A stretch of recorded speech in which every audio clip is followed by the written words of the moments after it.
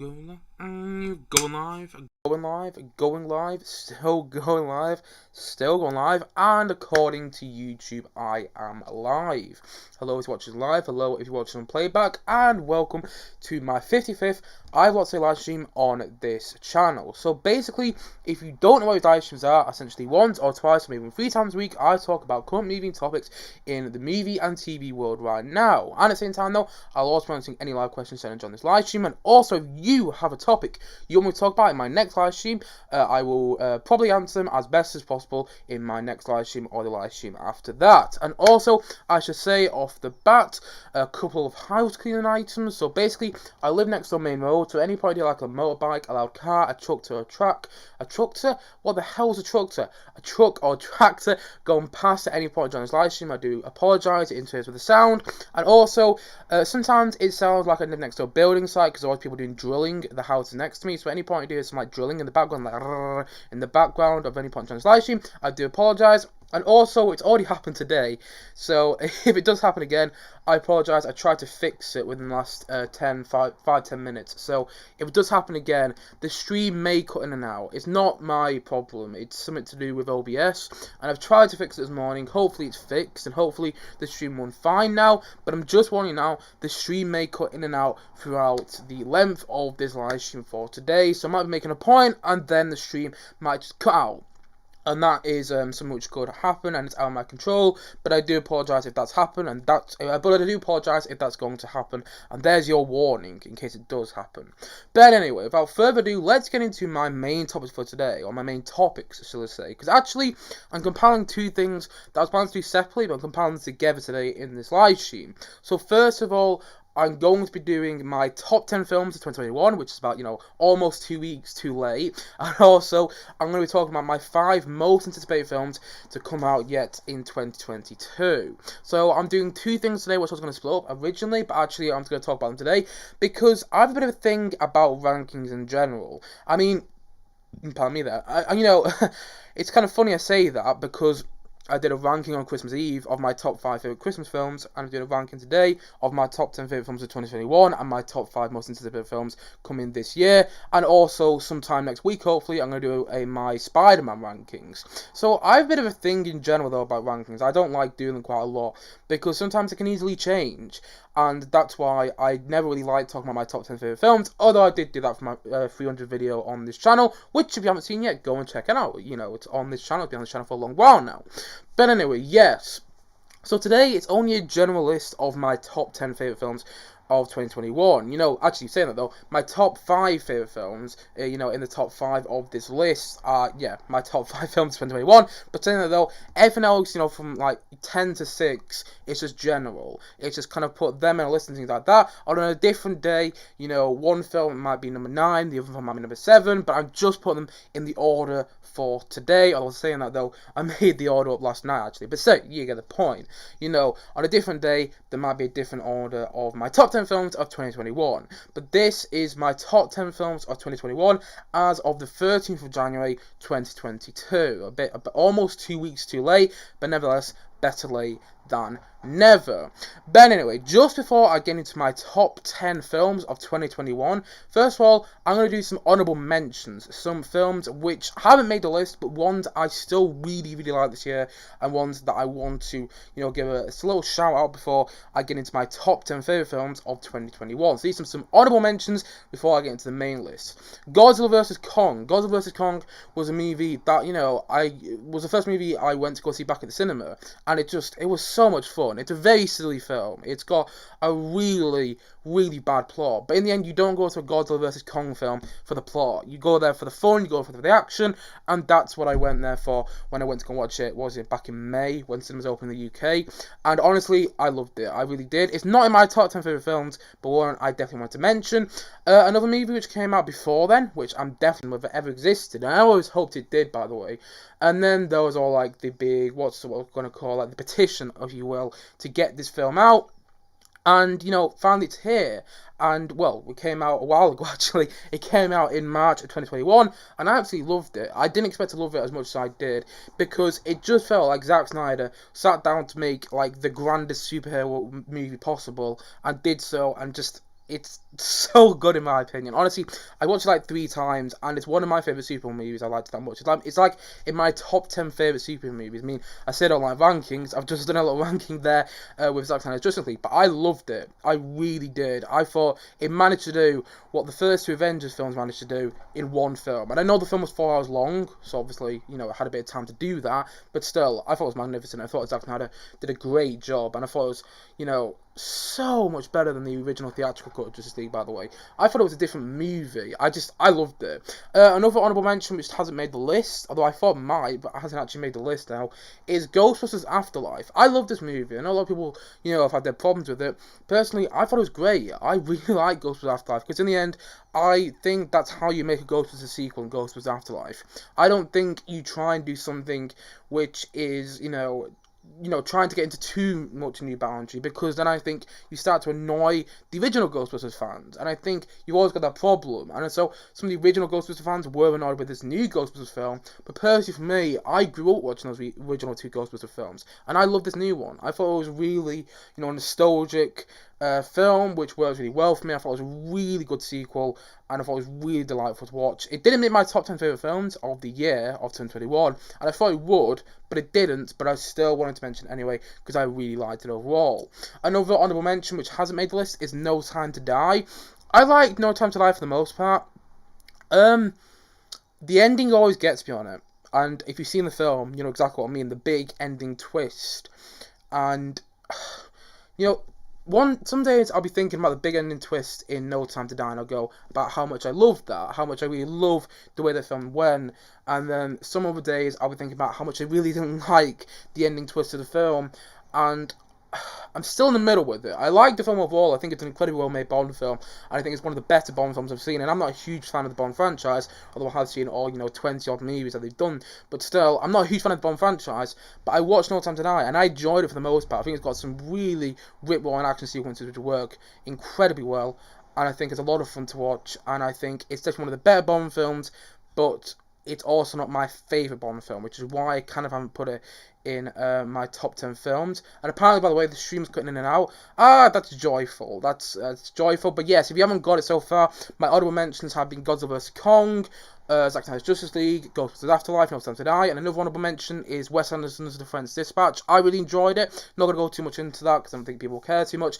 but I really enjoyed The French Dispatch. I got to watch it in a cinema as well, and I was so happy that I did, because I think it's a delightful movie. Not Wes Anderson's best in my opinion, but really good. And also, one more honorable mention before I get into my top 10 favourite films of 2021 is Tick Tick Boom. A movie, when I first watched it, I did like it, and even in my review, I was a bit like, I like it, but I don't love it. In fact, over time, the more I think about Tick Tick Boom, the more I really, really like it, actually. The more I think about how well it was made, the more I think about how well it works as a musical, and the more I love its idea, the fact that it's kind of like a musical within a musical within a musical, and I just love the way it's done. I think Andrew Garfield's magnificent in that film, and, you know, funny enough, on a different day, this might be my top 10 favourite films, but not today. Not today. I still like it, but maybe after a second watch, I'll love it even more. I'll like it even more, and maybe I'll love it. That's what I was meant to say there. I'll like it even more, and maybe I'll love it. But for now, it's a good film, but I want to love it, and maybe I'll go and check it out again. But I wanted to put it as an honorable mention because it was a really nice surprise when I watched it this year, or should I say last year now. I keep thinking we're still in 2021. I don't know why. I still think we're in 2021. But anyway, and that's the reason I've been holding off this list, by the way. I'll tell you why when we get to it. But there's one film on this list that I was holding off to watch. Then I got around to watching last week, which I put in the list.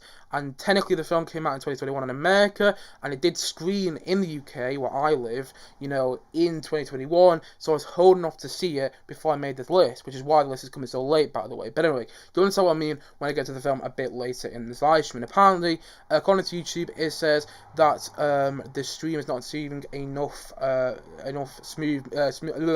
So again, according to YouTube, it says that YouTube is not receiving enough video to maintain smooth streaming. If that does happen and I start cutting it out again, and I don't think I am, by the way, but if it does happen, again, I do apologise. It's out of my control. But anyway, let's get into my top 10 favourite films of 2021. I've done my honorable mentions now. Like I said, Godzilla vs. Kong, Untitled Justice League, Ghostbusters Afterlife, No Time to Die, Friends Dispatch, and Tick Tick Boom. So, let's actually get into the top 10 list. And at number 10, we have Spider-Man No Way Home.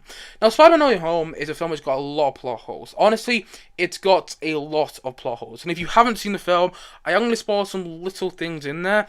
Like, you know, right, they make Doc Ock good in this film. They make Doc Ock good again, which is great, you know, it's fine, everything like that.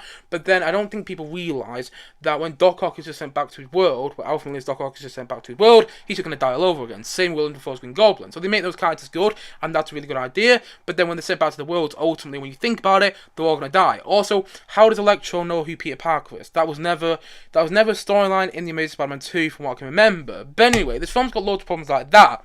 But it is so enjoyable to watch. And I should point out here that maybe this list isn't, you know, the top 10 best films of 2021, but it's my favourite. And when I went to go watch Spider-Man No Way Home, I just enjoyed the hell out of it. Because, yes, it's nostalgic, and yes, it's very fan servicey, but also, you know, if you take all the fan service elements out of there, if you take all the villains out of there, if you take all the other, I almost spoiled to make big there, but if you take all the other fan service elements out of there as well, you know, it's still a good movie. You still have that emotional core with, you know, Peter, Ned, and MJ. And the way that story goes in the film, again, try not to give anything away in case you haven't seen the film yet, but if you haven't, and, you know, you're a fan of the Spider-Man films, I'm not sure what you've been up to, but the thing is, though, like, you know, the film is still good, whether you have those fan service elements in there or not. And that's why I like Spider-Man No Way Home so much, because you can watch it and still take all the other fan service stuff out, and it's still great. It's still an emotional roller coaster, and it's still brilliant in my opinion. It's so much fun to watch as well, and you know, that's what I like going to cinema to do. Sometimes I go into cinema to watch a hard-hitting film and things like that, but I also like going to cinema to have fun sometimes. Sometimes on like a Friday night, I actually want to watch this film for the first time. Sometimes on a Friday night, I just want to go to cinema, have a bit of fun, and maybe not think too much about the film, and maybe just enjoy it. And that's kind of how, that was my experience with Spider-Man No Way Home. And by no means saying it's a masterpiece or the best comic movie ever made. In fact, I got another comic movie on this list, which I think is a lot better. But I really, really liked it, and as you know, I became a Spider-Man fan over this past year with watching the Sam Raimi Spider-Man films, and then I watched this film, and it was like, it was a really nice treat. That's what it was, and it was a really nice treat. It's a lot of fun, and I just, yeah, it was my most anticipated movie of 2021. You know, for as long as I can remember in that year. And it really delivered. It really did. And I really liked it. I mean, in fact, I loved it. Like I said before, I loved this movie. It was so much fun, although it does have a lot of plot holes in there, but it still worked for me on a big level. But anyway, that's number 10 on this list. I'm not going to spend that much time talking about that, by the way. I went on a bit of a tangent about Spider-Man No Way Home, but without further ado, let's get into my number 9 of my top 10 favourite films of 2021. Number 9 is A Quiet Place 2. This is a film which I think a lot of people would have forgotten about by now. Well, it's not in a lot of people's top 10 lists, by the way. Even if they do remember it, it's not in a lot of people's top 10 lists. But even so, this was like the second movie I saw, the second new movie, if you will, you know, going back to the cinema. Even so, this was the second new movie I saw going back to the cinema, because the first was Godzilla vs. Kong, which I've already mentioned in the live stream. Even so, this was the second movie I saw going back to the cinema. It was still, and apparently the stream's still getting on out, by the way. Apologies if it does still cut in and out, but don't think it is. But anyway, yes, going back to the film at hand. Even so, this was the second film I saw going back to the cinema. It was the one which really cemented my opinion on why I love going to the cinema. Honestly, the sound design in this film is remarkable. It really is. It's quite incredible. And I'm amazed that John Krasinski managed to make a brilliant horror sequel, because it's so hard to do. Even so, you know, you get some horror sequels in the past, like Hannibal, which is obviously a sequel to The Silence of the Lambs, and I quite like Hannibal. It's not universally liked. So you watch those sort of films, and they have big issues, but then A Quiet Place Part 2, although I don't think it's as good as the original, I don't think it's good as the first Quiet Place film, I still think it's an absolute banger of a horror movie, because it just works so well, and there's intense sequences in there. I think Cillian Murphy is brilliant in the films. I think Emily Blunt is incredible once again. I think the direction is fantastic. I also think it's got a couple of problems, and I do think it leaves, you know, some left to be desired, and hopefully we get a Quiet Place Part 3. I know a Quiet Place spin-off announced, but I want to see a part 3 still. I want to see a part 3. But anyway, yeah, even so, it leaves, a bit to be desired and things like that. It's a really fantastic horror movie. It's a really fantastic horror sequel, which you don't say often. And I just think John Krasinski did a brilliant job with this film. I really do. And it cements, in my opinion, why I love the cinema so much, because the second movie I saw going back to cinema, and I just thought it was absolutely brilliant. And apparently the stream is cutting a bit in and out, so apologies if I am a bit jittery, but that's the last time I'm going to mention the stream, because I'm going to push on with these top 10 favourite films nonetheless. But anyway, at number 8 on my top 10 favourite films is The Green Knight. Now, this won't be in a lot of people's top 10 favourite films, I don't reckon, to be honest, I don't know, but I don't reckon, but the thing is with The Green Knight for me is it's stuck with me. I saw this movie all the way back in September, I think early September at that, and I really didn't know what I was going to expect this movie, because I already knew it came out in the US, and I read some reviews online, and some people were saying it was very arty and things like that, and I'm not always the biggest on arty movies, they're not really for me sometimes, but I went to go watch this at independent cinema actually, and I went to watch it on the big screen, and it was actually fantastic. It's a real dreamlike movie. It stuck with me, just the visuals and like the musical score as well by Daniel Hart, and also the direction. I think it's a beautifully shot film, and I think it was incredible. It's stuck with me, and I'm very hesitant to rewatch it on my TV, because I watched it in the cinema the first time. I was lucky enough to watch it in the cinema, and I know it is on Prime for free. I know you can watch it on Amazon Prime for free, but I'm very hesitant to, because I don't think it'll be the exact same experience. Well, of course it won't be the exact same experience, but I don't think it'd be nearly as good as when I watched it the first time, so I'm very hesitant to watch it again. I probably will in the near distant future, but just watching it in the cinema felt like a dream. It just felt like all these weird, like, magical things going on. I just thought it was a medieval fantasy film, and just one of the most incredible ones I've seen. And it's an immersive spectacle as well. The immersion was incredible, this film, and it's really stuck with me. That's why I put it on this list, because I don't think if it's still with me, maybe I won't put this on the list. I'd still give it an honorable mention, but I don't know. Just the more I think about it, the more I think about how much of like a dream-like quality it was, and how fantastic a watch it was as well. I really, really liked it, and that was number 7 on my top 10 favourite films. Oh, is it number 7? No, it's number 8, sorry. Damn it, number 8. Oh, I'm just going to double check. Great, that's already a great start. So yes, that's number 8 on my top 10 favourite films of 2021. Now number 7 is something completely different. Number 7 is The Suicide Squad. Well, like I said before, there's another comic movie on this list. When I was talking about Spider-Man, there's another comic movie on this list which I like quite a bit more on. That is James Gunn's The Suicide Squad. What I love about this movie is that it's both an all-out comic book movie, but at the same time, though, it also subverts the genre. That's what I think James Gunn is so good at doing with all the comic movies he's made so far, whether it's Guardians of the Galaxy films or whether it's this one. I know he made Super as well. I haven't seen Super, but I'm desperate to now, because I didn't actually realise he made another comic movie before Guardians of the Galaxy, and he made a low budget one in Super. I haven't seen Super yet, but I definitely want to go and see it. But anyway, back onto The Suicide Squad. Like I said before, it conforms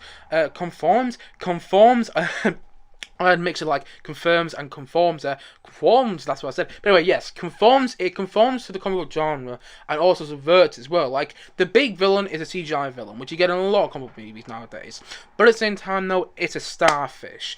And it's not meant to be taken seriously, but then James Gunn does, subverts on another level and says, actually, I'm going to add heart with this starfish. This big giant starfish, which is the main bad guy of the film. You know what? It's a big CGI villain, it's a starfish, but I'm going to give it heart. And that's what I love about, that is one of the things I love about The Suicide Squad, because, you go in expecting one movie, it turns out to be another, and it's the movie it turns out to be is much better than the movie it's much better than the movie you're expecting. Like, you're expecting to go watch these supervillains that go and defeat something bad and things like that, which is like, the first Suicide Squad movie, which I hate, but that's what you're going and expecting, but actually you get a very different movie, you get a James Gunn movie. Pardon me there. You get a James Gunn movie which is quite similar to one of his early movies, like Sliver, and I love that about it. I love the fact that it's similar to his earlier work, and yet it's his own beast, and it conforms to the comic book genre by adding all these big fantastical elements and big fantastic set pieces and CGI and whatnot. But at the same time, though, it also does something different. It plays on what you expect. Pardon me again there.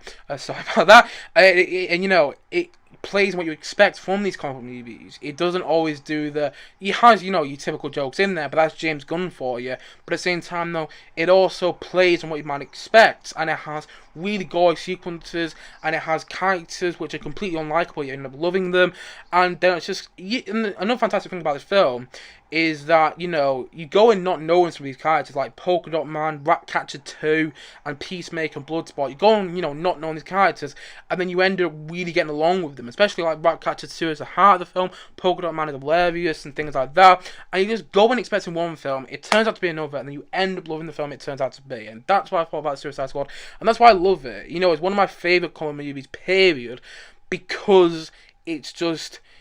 like I said before, it conforms to the comic book genre and subverts at the same time, and I think that's what James Gunn does so well with his comic movies in general, whether it's Guardians of the Galaxy or this, and that's why I love this movie so much, because it's really clever, and the more I think about it, the more I actually love it. I haven't actually used great examples there, but the more I think about it, like, even just having King Shark in there, it seems like a bit of a gimmick at first, but actually, it becomes one of the best parts of the film, in my opinion. So yes, it's got a lot of problems, it's not as good as Guardians of the Galaxy, in my opinion. Guardians of the Galaxy, the first Guardians of the Galaxy of that, is my favourite James Gunn, it's my favourite comic movie today, actually.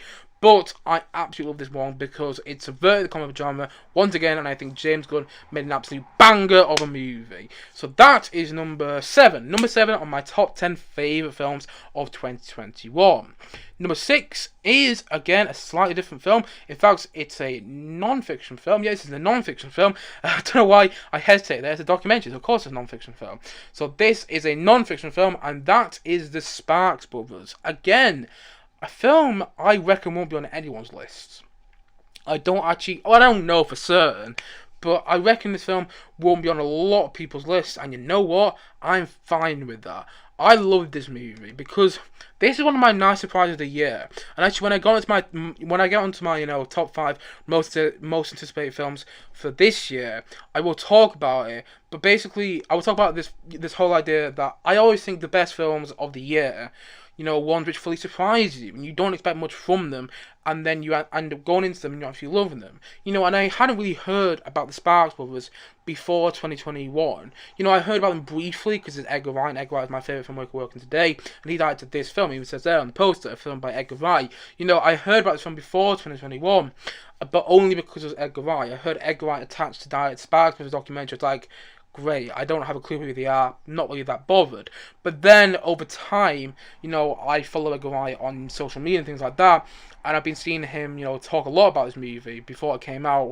When did it come out? June of 2021. Yeah, June of 2021, and I heard him talking a lot about it, and heard some reviews which were fantastic, and I was like, I want to go and see this movie. And so they only had one showing at the cinema, which is half an hour away from it, which is the cinema I normally go to. And I loved it, because in the end, I know nothing about Sparks. I knew nothing about Sparks before watching this movie. I didn't even know it was a band, to be honest, before 2021. I mean, you go into the movie, and not only does it educate and give you all these information about Sparks, which is incredible, but it also provides you with such an enjoyable ride. I love documentaries like Three Identical Strangers, where you go into them, by the way, large truck outside, but I love documentaries like Three Identical Strangers, where you go into them and, you don't expect anything from them. You don't know the story, and then you end up learning about the story as the documentary goes on, and the story becomes so interesting and so enthralling, and it's absolutely incredible. And that's what the Sparks was for me, because I didn't know a thing about their story. I didn't even know who the band was, really. I'd heard that one song, This Time They're Big Enough for Both of Us, because that's quite a famous song, but I hadn't heard any of the other music. I didn't even know that was by them.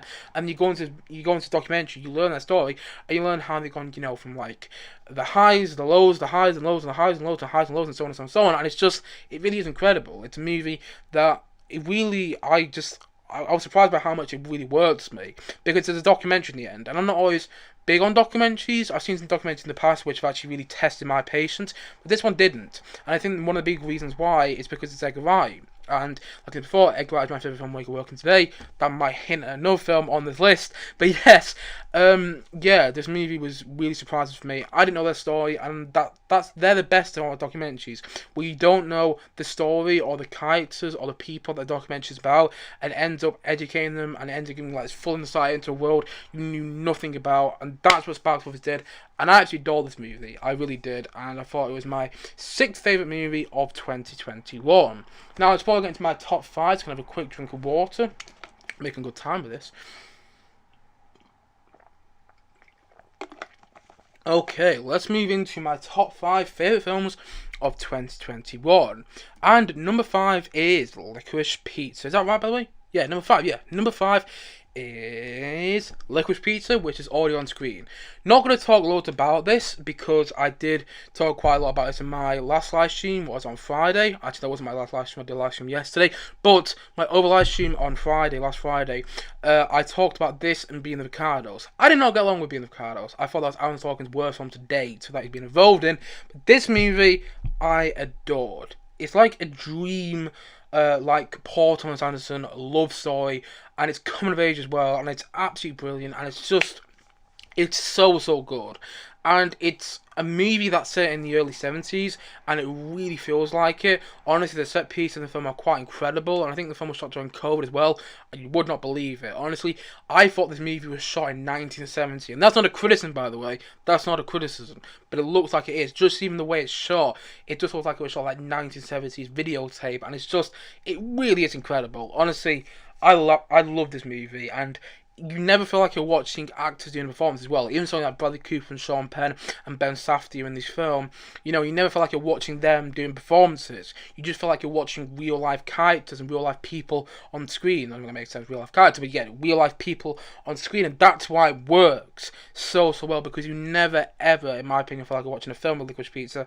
You just feel like you're watching all these real people and their real life, problems and their real life highs and things like that. And I just think that's what makes it so watchable and so incredible, in my opinion. Also, why I absolutely love it. Like I said before, it's a dream-like Paul Thomas Anderson love story, and it's so incredible, and I absolutely loved it. And if you want to hear more about my opinion on that, go and check out my live stream from last Friday. But anyway, that's number 5 on my top 10 favourite films. Licorice Pizza is number 5 on my top 10 favourite, number 5 on my top 10 favourite films. So without further ado, let's move into number 4, which is The Beatles Get Back. Strictly not a film, but you know what? If you're going to disagree with me, fight me on this one, because I'm putting in my top 10 favourite films, because actually when you think about it, it's a 6-hour film which is split into 3 parts, and each part is like 2 hours to 2 hours and a half to even 3 hours long. And you know what? I'm including it on this list. I don't care what anyone says, I am including it on this list because I adored watching this. Honestly, it's a fascinating insight into the world's greatest band, in my opinion. It's all subjective, but if you don't believe the Beatles are the greatest band in the world, you're simply wrong. But yes, basically, honestly, the Beatles Get Back is incredible. It's a real like world ride of a documentary. It's a roller coaster of a documentary, because it goes from being really uplifting and you watch the band make all this fantastic music, and then it goes from being quite depressing when you see the band arguing and things like that, and then we see them almost breaking up, and we see George Harrison leave at one stage, and I'm pretty sure John leaves at one stage as well. Yeah, he does. So you see all these depressing elements in the film as well, but then ultimately you see the highs, and you see them when no pun intended there, but you see the highs and things like that when they're performing on the rooftops, and it really is incredible. I never thought a documentary like this would ever exist, and honestly, this is one which caught me off by surprise as well, because even so, I was looking forward to this. Honestly, go back and look at some of my reviews, some of my early reviews. In fact, I even reviewed the Beatles film Help at the start of 2021. I was looking forward to this movie, which showed you how much I was looking forward to this movie, but even then, I don't think I was quite anticipating what it'd be like. And then I watched it and I thought it was incredible. I just thought it was amazing. I just thought the insight was so good. And I've seen some people say it was repetitive, but isn't that the point of the documentary? If it wasn't repetitive and you just saw the Beatles, play a song once and easily got it right, just like that. If you just saw them play, I don't know, Get Back once and easily got it just like that, that wouldn't be right. It wouldn't be realistic. So actually just watching it and watching with people playing these songs over again and over and over and over again to get the recording right, because they're perfectionists, because Paul McCartney's perfectionist, you watch it go over and over again, and even so it is repetitive, that's the point of the documentary. That's what makes it amazing, just watching this insight into the world's greatest band, in my opinion. And I just thought it was incredible. I really did. Slightly biased because I'm a Beatles fan. My be well post behind me. So yes, I am slightly biased about this, but I don't care. I love this movie, and I thought it was just absolutely brilliant. I know. It's strictly a documentary series. It's not a movie, but I'm putting it in my top 10 favorite films because you know what? When you think about it, it is a film. Don't question that. But I'm right there. Okay, and so The Beatles Get Back is number 3 of my top 10 favorite films of 20. Got better. The Beatles Get Back is number 3 on my top 10 favourite films of 2021.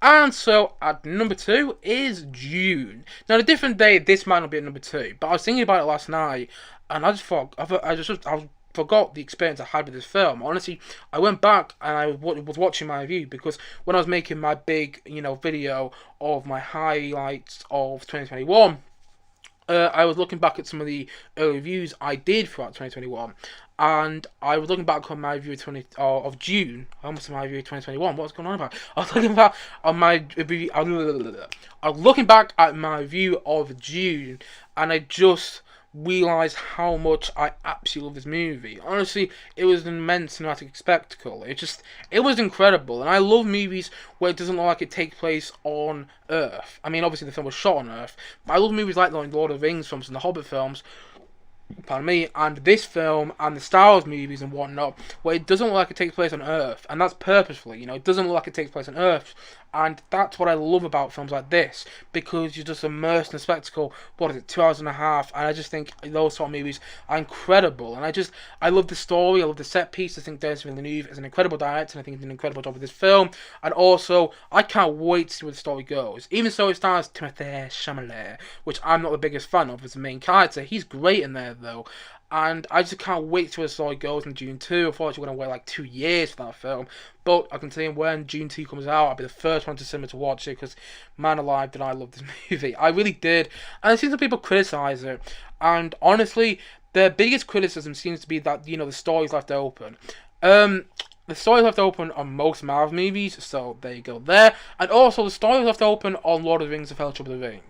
And yet, that movie is incredible, and I don't really hear much people criticising that now, because the second two Lord of the Rings films came out, and those films were absolutely brilliant. So I'm going to show you now when June 2 comes out. I reckon that criticism of the story being left open, and I don't even agree with that criticism, by the way, but I reckon that criticism will be slowly diminished, because honestly, I didn't agree with that criticism anyway. I didn't think the story was left open. I thought it had quite a rounded off ending, considering this film is based on a book, and they split the films into like 2, because I think the book's one big book, and I don't know, by the way, I'm just guessing, I haven't read the Dune book, but from what I've heard, the Dune book is one big book, and the movie's been split into 2, so there's going to be 2 movies telling the story of one book, so that's quite hard to split it. In fact, I think they did a great job with this film, and I really, really liked it, and it's not my favourite movie of 2021, but it is my second favourite, it is of today, my second favourite movie of 2021, and that is Dune.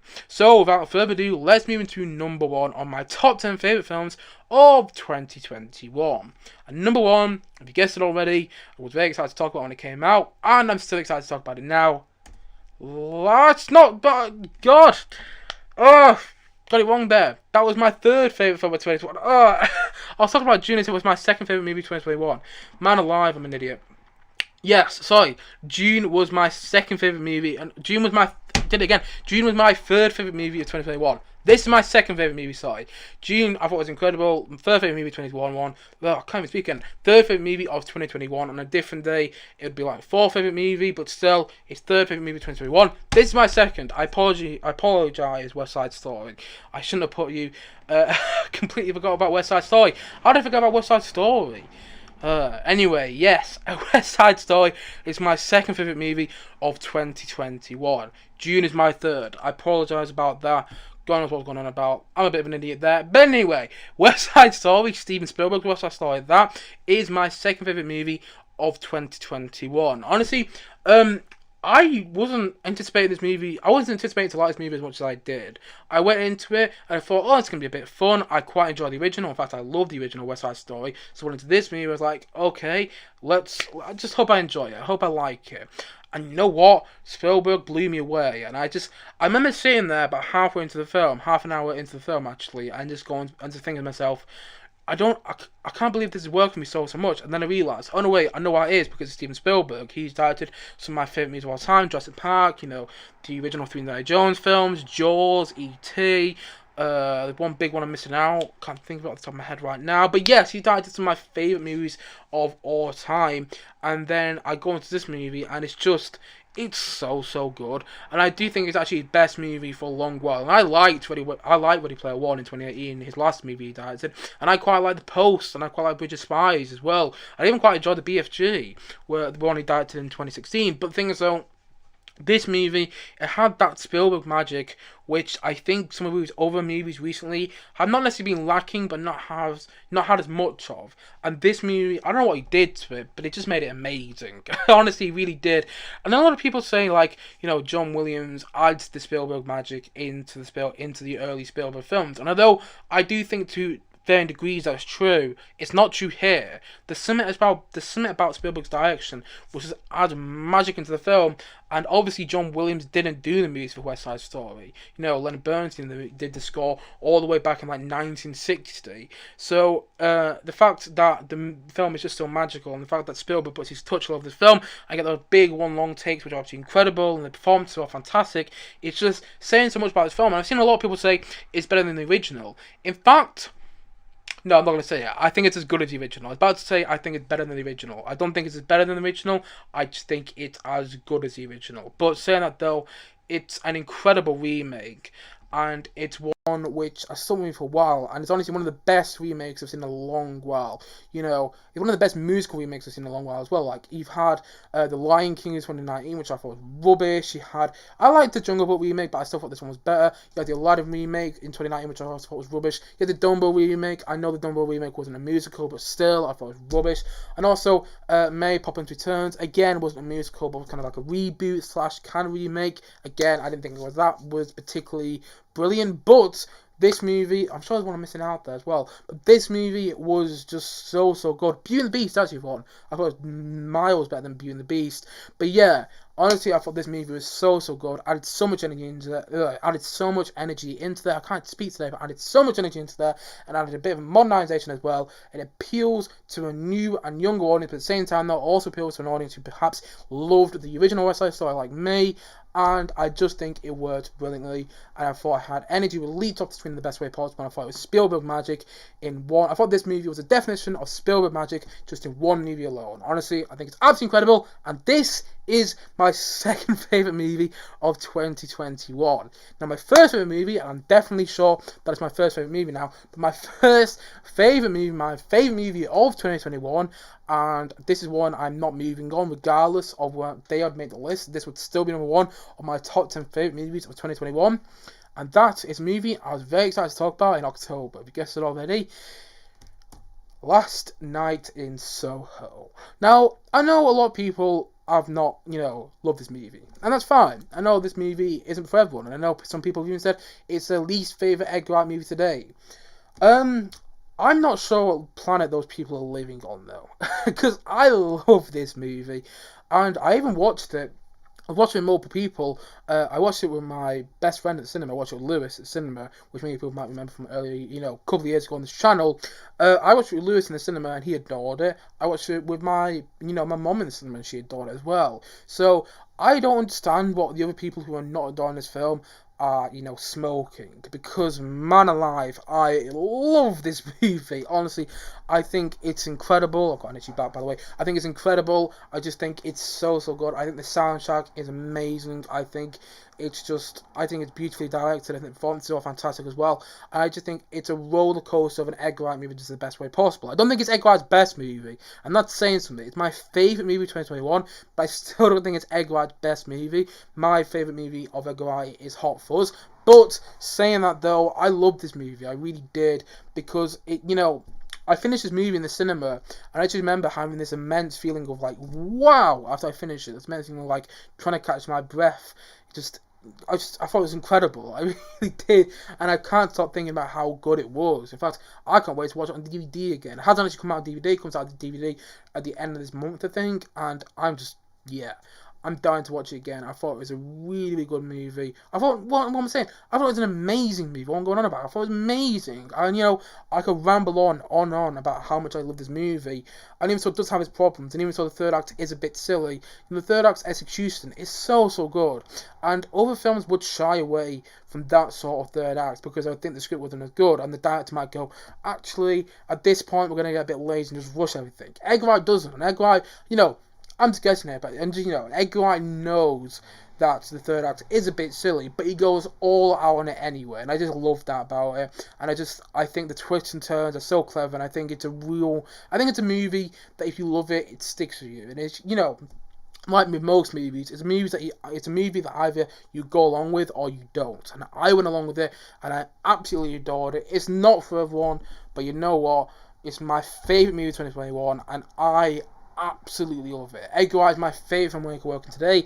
Sparks was documentary, which all started in 2021, was my 6th favourite movie of the year, and this is my favourite movie of the year. Here's Last Night in Soho, Edgar Wright's Last Night in Soho, and I just think it's absolutely incredible and just completely unforgettable and so, so amazing.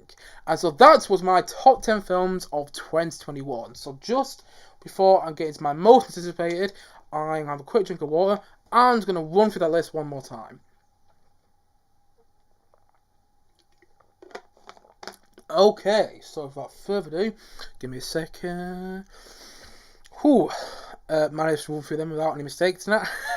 I don't know what I'm going on about with June, but yeah, June is number 3 on my list and West Side Story number 2. I kept thinking June was number 2 in my top 10 favourite films. I was thinking, I love June, like my second film of the year, but apparently I did and then I didn't. But anyway, yes.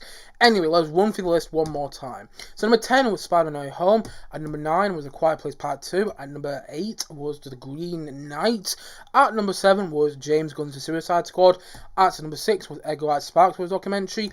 At number 5 was Licorice Pizza. At number 4 was The Beatles Get Back. Strictly not a film, but you know what? Fight me if you're going to disagree with me there.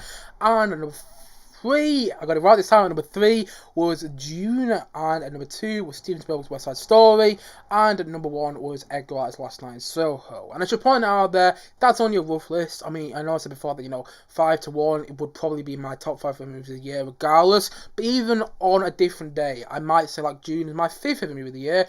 And that, Licorice Pizza is my 3rd favourite movie of the year. That's what I might say on a different day. But for now, as of January the 13th, 2022, as of 11:49 on January 13th, 2022, that is my top 10 films of 2021. But just before this live stream ends, I'm going to quickly give my rundown of my top 5 most anticipated movies coming this year. And I should point out here, actually, I'm just going to change the screen here. I should point out one thing. I should point out here that, my top 5 most anticipated movies of the year is just, again, a rough list. I always think that the best movie of the year is going to be one that will surprise you, the movie you don't know about yet. I went before 2021, I didn't really know about The Green Knight, I didn't really know about Licorice Pizza, I didn't really know about the Sparks Brothers documentary. I'd heard of these movies briefly, but they hadn't really, grasped my interest in terms of anticipation. And then I go into these movies and they thoroughly surprise me, and that's what I love about cinema. So I can't wait for the movie I go and watch at the cinema that surprises me and I don't know anything about. But for now, these movies I am very excited to see, and hopefully get the right thing here. These movies I'm very excited to see, and so this is my top 5 most anticipated movies of 2022. And I'm going to go right there. No, I'm not looking for it. No, alright, going in a sec. Right, yes. Without further ado, sorry about that. Without further ado, let's move into my top 5 most anticipated movies of 2022.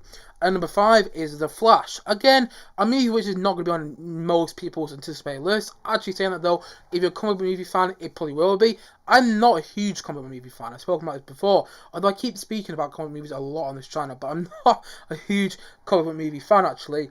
But The Flash, for me, is a movie I'm very excited to see. I always look forward to a DC movie more than a Marvel movie, because first of all, we don't get a lot of DC movies, and also, they're different than one another.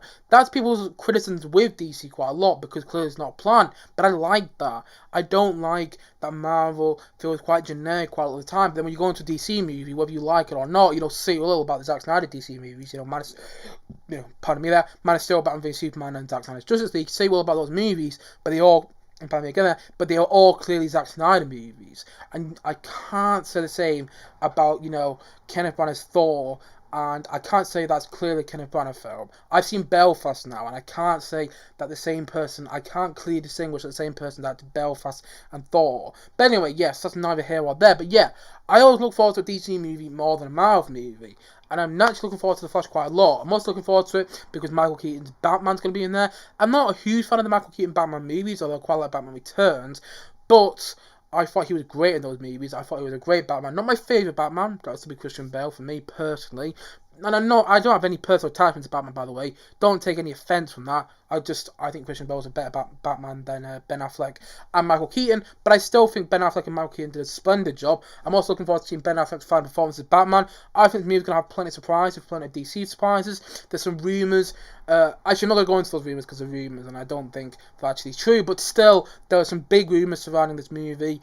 I hope it's great. And also, the teaser trailer that was released a couple of months ago, going to be quite interested in it because just from the teaser trailer, and this might not be the plot, this is what I'm guessing from the teaser trailer though, the teaser trailer looks like, Barry Allen, aka The Flash, has to decide whether he exists in a world where his mother's alive or in a world where his father's alive. And I think that's a really interesting idea, and hopefully it delivers on a big emotional ride, and I can't wait to see it and wait to surprise it in it as well. And I've seen some people say it's like DC Spider-Man No Way Home. Yes and no, but in the end, I don't care about that. I'm excited to see multiple Batman in this movie, and I think it's going to be great. I am looking forward to The Flash quite a lot, even so it isn't coming out to November. But anyway, that's number 5 on my most anticipated movies of 2022. And number 4 is a movie, again, I don't know if many people are excited about this, but I am. Martin Scorsese's new film, which is coming out, I don't know when it's coming out actually, but it's starring Leonardo DiCaprio, Robert De Niro, and, Jesse Plemons. So bear in mind there, you've got Robert De Niro and Leonardo DiCaprio, two long-time collaborators of Martin Scorsese. Robert De Niro has made countless movies with Martin Scorsese, and so has Leonardo DiCaprio over the past decade or so. And I'm very excited to see what the movie is going to be like. It's a gangster movie set in, it's set like a Western setting and things like that. I think it's going to be amazing. What's not to be excited about? Martin Scorsese, Robert De Niro, Leonardo DiCaprio, Jesse Plemons, period setting. That gets me quite excited. Western as well. It's Scorsese's first Western. And by the way, that's also really exciting in my opinion. That saying, you can't teach an old dog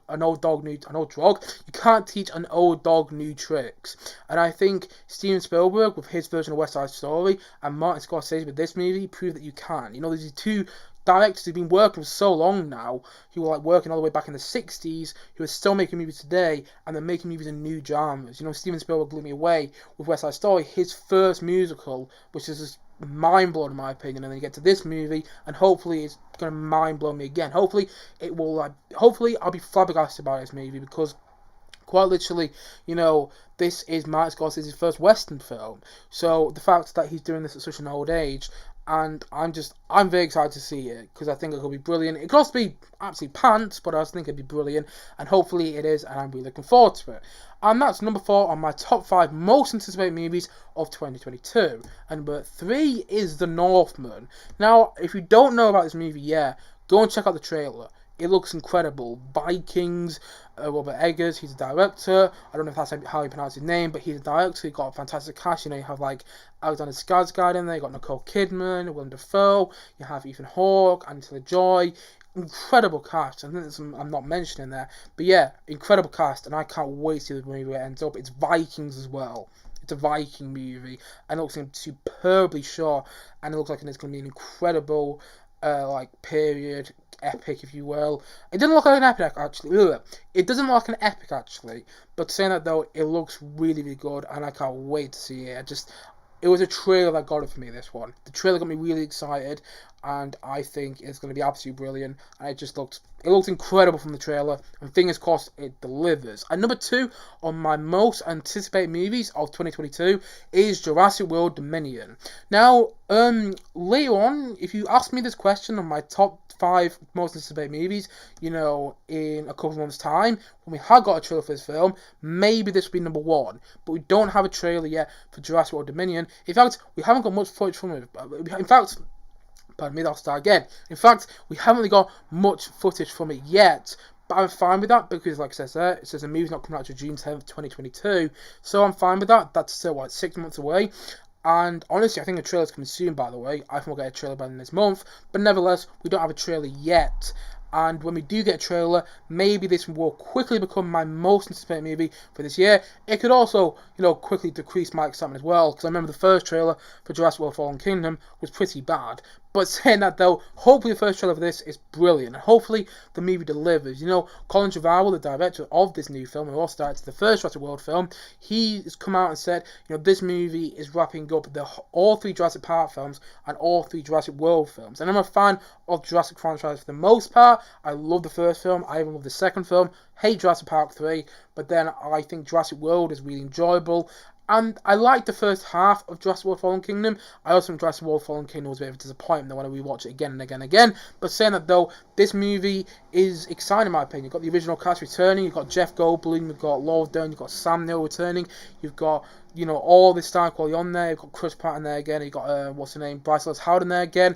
And, fingers crossed it's brilliant. I know they had to shoot it during COVID, which is a slight worry because there was one point where, I think Jurassic World was the only film shooting in the UK at the height of COVID. So hopefully this film doesn't feel like it was shot during COVID, but apparently it's already completely finished. I'm pretty sure, Colin Trevorrow, the director of the film, said that the movie was completely finished at the end of November last year. Imagine that. So it's not coming out till June, and he managed to finish it at the end of November. Fingers crossed it's not rushed, because I don't know why I would rush it then. Some directors would still be working on the movie at this point if it was coming out in June 2022. But that's not the case here.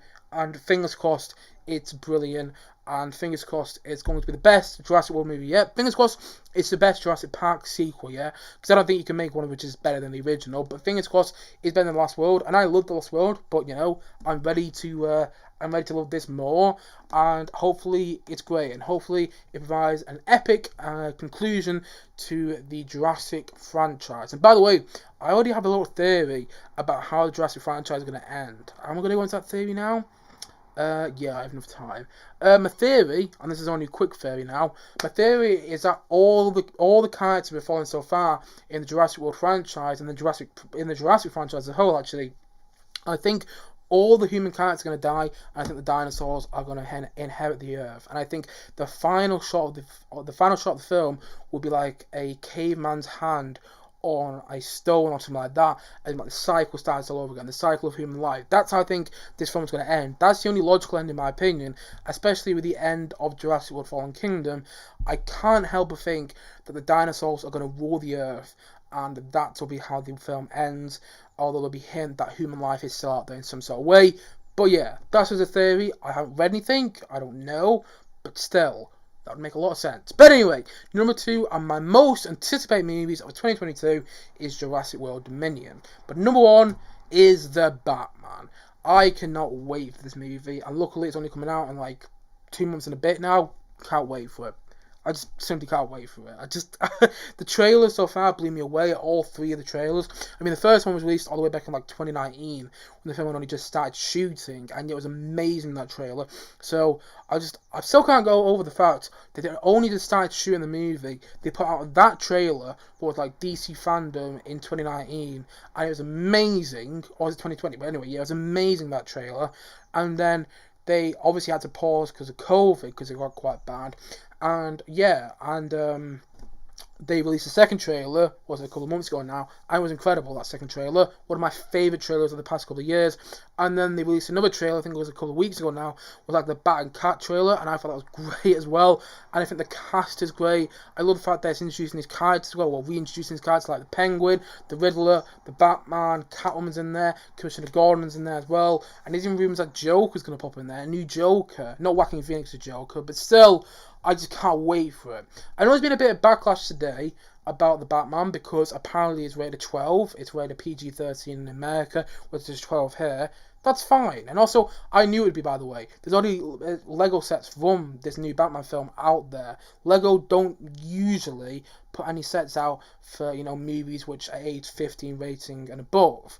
So I kind of guessed it was going to be a 12, and that's fine. What did you expect? It's a Batman movie. In the end, it is a comic book movie. And I'm not huge on comic book movies, but you know, the reason I'm excited for this movie so much is because of Matt Reeves, and it looks like if you watch the trailers, just from the trailers alone, they look like Matt Reeves, you know, vision of Gotham City and this whole Batman world, and just in the best way possible. Like the same way that the Sam Raimi Spider-Man films feel like Sam Raimi's vision of Spider-Man, this movie feels like Matt Reeves' vision of the Batman. And I just think that's what makes it so exciting, in my opinion. The fact it looks like a director's vision, and it doesn't look like a comic book movie. It does not look like It does not look like a. Can't even speak. It does not look like a comic book movie. The same way that Joker didn't either. And that's one of the reasons that I like Joker so much, because it didn't look like a comic book movie, and that's also why I think it was absolutely brilliant. And that's why I can't wait to see this movie as well, because it just looks like a director realizing his vision, and just in the most exciting way. And I think it's going to be brilliant. Like I said before, you know, people who are expecting this movie to be a 15, I'm not entirely sure what you're thinking. Bear in mind it's a comic book movie. In the end, comic book movies are traditionally aimed at a family audience, and I think, you know, I don't think this movie's going to be toned down in violence. You've seen from the trailer, the violence looks quite, you know, big and things like that. I think it's going to be a 12, but I also think it's going to be a tight 12. And what I mean by that is, you know, I think it's going to be almost crossing the boundaries into 15. But I'm excited about the fact that it is, you know, appeal to all these audiences though, because then that probably means there's some sort of like an emotional center, which also gets me quite excited as well. And I think it's going to be brilliant, and I can't wait to see it. It comes out March the 4th, Man Alive. I can't wait. I just quite literally can't. I'm going to go and watch it opening day. Regardless of what day comes out, regardless of what I'm doing, I'm going to watch it opening day. And I think it's going to be brilliant. Hopefully it's amazing, and hopefully it delivers. And hopefully it is my new favourite Batman movie when it comes out. And hopefully Robert Pattinson, who I have all the faith in to be Batman, hopefully he's my new favourite Batman when the movie comes out as well. But until then, yeah. I can't wait. And so that's number one. The Batman is number one of my most anticipated movies of 2022. And that is the end of this live stream. Man alive, my voice is starting to go a bit. And I've been talking a lot. I've been talking for about an hour, and my voice is starting to go. So I'm going to wrap up this live stream. So thank you if you watched it live. If you haven't watched it live, it doesn't say anyone has been, but YouTube might have been lying to me, so how dare YouTube. But yes, if you haven't watched this live, thank you for watching this live. And also, if you've been watching the playback, thank you for watching the playback as well. And as always, if you haven't yet, please click that. And always, thank you for watching. But as always, if you haven't, please click down below and like and subscribe on this live stream.